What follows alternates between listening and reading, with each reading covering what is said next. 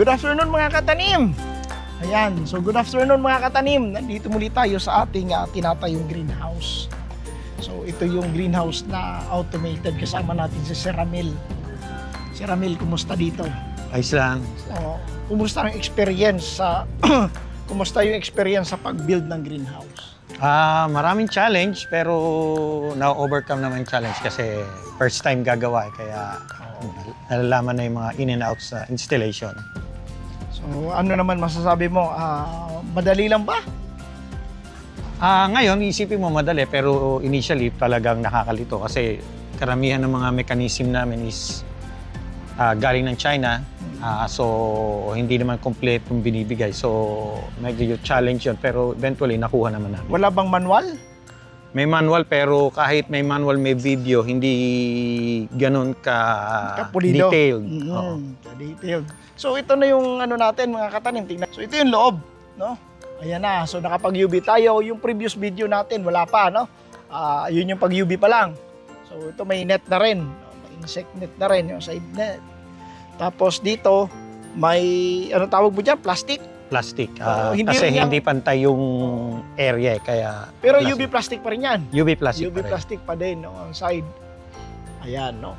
So ang gilid niya is UV. Ayan. Yung bubong niya UV. Then yun may roll up, roll down para sa ventilation. Ayan. Yun yung diskarte dito. Kaya marami nagtanong doon sa video, di kaya aanggi yan? Ayan, no. Yan na yan, no. Nakita niyo na. May plastic yan doon sa labas. Dito net sa loob. may net dito sa loob. Fix yung net. Fix yung net. Fix yung net, then roll up yung film. Roll up yung shade film. So ito na yung ating gantry. Gantry namin ito. Katatapos lang gawin yung relays. Kasi tatanggalin namin yung footings, kumbaga hanging to, nakabitin. Yan yung dadaan sa loob, tapos itong dalawang tubo, yan siya yung release. So, isasampay yan dyan? Yes, merong wheels yan, caster wheel sa ibabaw, tapos freely. Parang tren siya, pero tren. Malapad. Malapad, tsaka wala sa flooring. Wala sa flooring. Para walang obstruction, walang... Yung gantry na yan, anong magiging trabaho nito? Siya yung maghahatid ng mga channels natin, mga Duracon, from one side to another. At the same time, pwede siyang pang-transport nung kung ano man itatransport. And then, yan na rin gagamitin namin para sa foliar spray. Foliar. I-install na namin siya ng mga nozzles, nung mounting ng mga pipings niya. And then, kaya niya na rin i-carry yung weight nung tangke. Yes, so ano lang ha, mga katanim, yung sinasabi dito ni Sir Ramil, na foliar ay iba yung misting natin sa taas ha. Yes. Yung misting natin hindi aabot sa dahon ng lettuce. Yes. Ito naman na foliar, ito yung aabot sa dahon ng lettuce. So may idea ka Sir Ramil sa foliar? Not much, pero ngayon meron na kaming nozzles na gagamitin doon pero bibili pa rin ng additional para aaralin namin kasi kung ano yung pinaka-fit na yung nozzle. Yung nozzle para sa kanya. Para doon sa yung buga ng ano niya. Yes. Yun yung kailangan natin matutunan, no? Paano ba yan nagwo-work? Ano yung pressure? Ano yung PSI nung ginagamit na pipe? Ano yung nung butas nung sa nozzle? Yeah.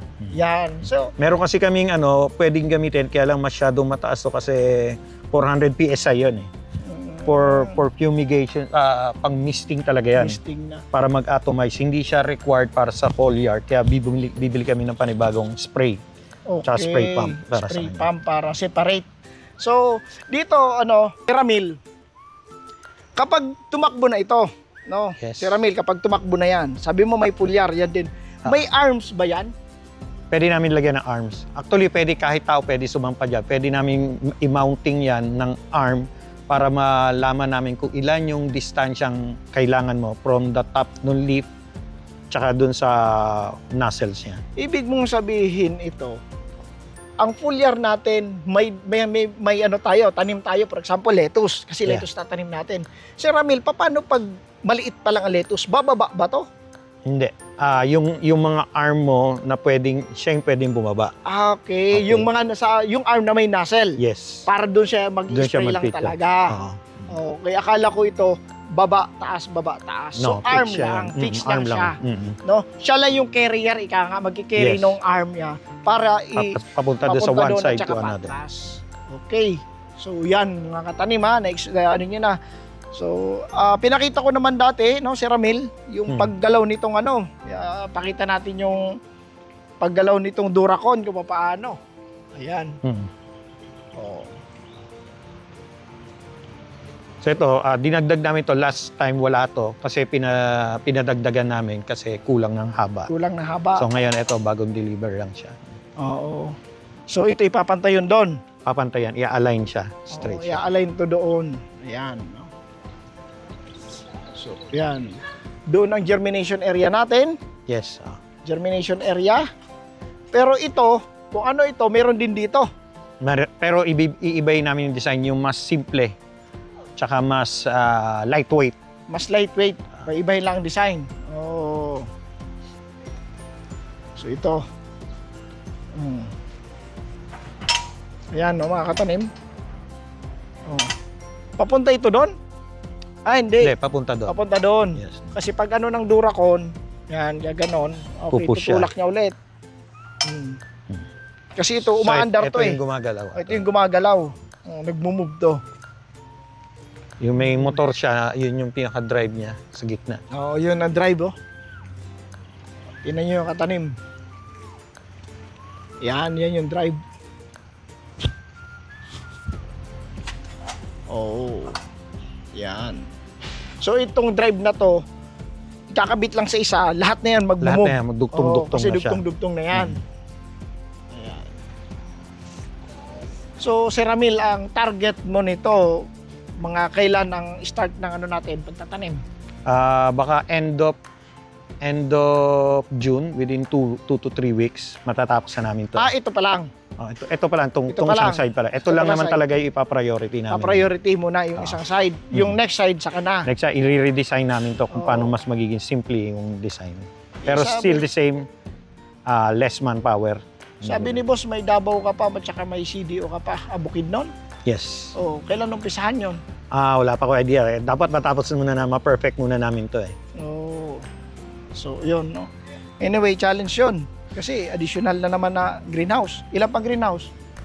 Not sure. Ilan. Alam ko, Pero apat parang na. tigi isang hektarya na yata yung gagawin doon. Oo, tig isang hektarya. Kasabay nung cold storage, I think.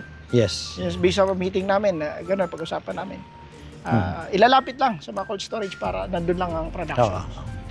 Within the same area. Within the same area. Oo. Pero tingin ko, Davao atang malaki. Kasi nandun lahat ang ano. Pina-finalize ko pa rin yung design ng Davao eh. Para doon sa plant na katabi nung mag-allocate din kasi ng greenhouse para doon. Oo. Sa tingin mo, ilan ang ano doon? Available space. Oo. Parang Hindi, nasa, yung gagawin mong greenhouse, lahat talaga, lahat area greenhouse. wala pa kung ano eh. Pero alam ko yung clear na area doon nasa 3 hectares Oo. na pwedeng paglagyan ng greenhouse. Oo. Okay na. So, minabadali mo. Holiday Yeah. di ba ngayon? Saturday. Kahapon holiday. Kahapon ang holiday. Ayan, no. Actually, si Ramil, no, kung titingnan mo to, ngayon lang ako nakakita rin ito eh. Ayan. May idea ka na doon, si Ramil, sa germination area natin? Ito, ina-assemble na rin namin yung tables. Ayun, no, Yung yan. moving tables. Oh. So, flood and ano pala yan, drain pala to. Oo, may drain na rin yan. May drain ano. Alam So, niyo ito mga binubuo. katanim, ito? Yan yung pinaka-table niya. Ito yung table niya, dito niya papatong. Yes, patong pa ano yun. Yan, flood and drain yan. Ganyan din halos yung ano natin, yung germination table natin. Kaso sa akin, flat lang, linagyan natin ng ito, mga pang big time na to eh. Germination table nila. Actually, mas mura to kung tutusin. Yun lang, yung shipping lang. Kung Yung marami shipping yan, lang, kung marami, mas mura siya. Oo. Tapos ito yung mga paa niya. Yan yung mga footings niya. Ayun, So, parang ganito siya. Ano siya, adjustable siya sa Ramil, yung height? Pwedeng adjustable. Ano, moving din para siyang Nagmo-move siya. oh, Side by parang side, side to side. hospital bed. Ika nga, ano, na may, ano, May crank. ito yung sakuan natin sa Vietnam. Parang ganon. Parang gano'n, yung Parang nakita ganon. na sa Vietnam na may, yun, ganon. may ikot. May crank. Ayun, Yan, oo. yan. Yung sa Ito siya, Vietnam ito yun. natin. Kaya lang hindi pa tapos. Oo. So ito Ayan, yung, no, yan, ito naikot yung yan, ikot yan. Oo. Yung parang hospital bed. Oo, yan yan. Actually, napunta pa yan dito eh. Lumalagpas yan dito. Oo, tama. Mga ilang ano to? Table. 6 na tables to. Ilang sukat yan? 5.5 meters, Meters. ang isa. Ang haba. Ang haba, Ang lapad niya, sir. 1.4. Aba, mahaba pala. 1.4 by 5.5. Yes. Yun na yung isang buuhan niya. No? Pwede mo padugtungan. Extendable. Ang Pwede pa yan. 5.5. Pwede pa magpasadya sa kanila. Pero yung requirements natin dito, based Yun lang, dito sa yun. ating Yun lang area, muna. 5.5 lang inano Yes, natin. Okay na. Oo. Ayos. Yung sa water system natin, nakaabang naman ah. Ay, yun yan. Ando na rin yung pump niya. And then, ito, nakalinya na rin siya dun sa nutrient line namin. Oo. So, nakatap na rin yung supply. So, anytime pwede ko na siyang lagyan. Kaya nga pwede na kami magano eh. Yung rain ano mo, di ba umulan na dito? Saan mo binuhos ang ulan? Sa dalawang gilid. Pero, Hinati mo, ano? hinati yan. Mataas yung gitna sa dalawang side. Pero might as well, kailangan lagyan ko siya ng gutter kasi... Ng gutter, tumutulo. Saan mo tumutulo. babagsak sa ceramil? Kung, Sa labas siya, sa labas pa rin. Sa labas pa rin, kaso, Kaya lang, syempre, gagapag lang naman yung tubig dito. Mostly sa labas, pero still may pumapasok may dito. pumapasok. So, lalagyan ko na lang ng PVC, mga luma naming gutters. Para sa mga bagong manunood natin, Sir Ramil, ano ang height nito? Na greenhouse natin? Etong pinaka-box niya is na... Yung box lang, yan, shoulder kung tawagin, yung shoulder natin. Oo, Yan. 8 meters yan, mula sa shoulder. 8 meters ang shoulder natin. Yan ang shoulder, yan, yung box, yung sinasabi niya, pinaka-box. Itong tip na to, yung Yung triangle, tip, yung benlo, yung benlo. benlo niya is 3.5 yung total height. 3.5 ang height nito. Yes. Ay, grabe. Mula Ang sa shoulder. Mula sa shoulder, 3.5. ang shoulder 16 feet. Yes. No, 8 meters. 8 meters, 5 Ah. feet lang yun, 5 meters din yung 16 ano. Hmm. So, So total 11.5 meters. 11.5 meters. Ayan, hanggang dito sa top. Ito niyan mga katanim, ganyang kataas. Oh. Mahangin ano? Wala pa tayong fan. Wala pa. Wala pa. Saan mo lalagyan ang fan dyan? In between siya ng mga nozzles ng mga spraying. Ay, ano ba fan mo? Yung parang LSC? Yes. Yung parang LSC sa SM na malaki? Okay, malaki. Pero nasa 1.5 meters lang yung total 3 meters. Yung total pakpak. radius. Yung radius ng ikot. Hindi parang mahangin dito. Tingnan namin.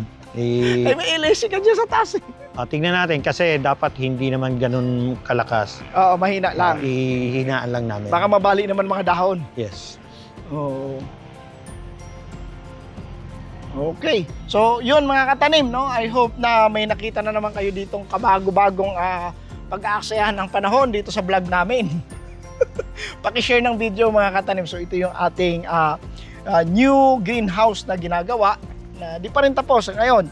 No, ito yung automatic, no, automated na to na ano, pero lettuce lang, no, lettuce lang ang itatanim dito, wala ditong fruit bearing. Ayan. Okay, so yun mga katanim, may shout out ka ba, Sir Ramil? So yun mga katanim, love yan.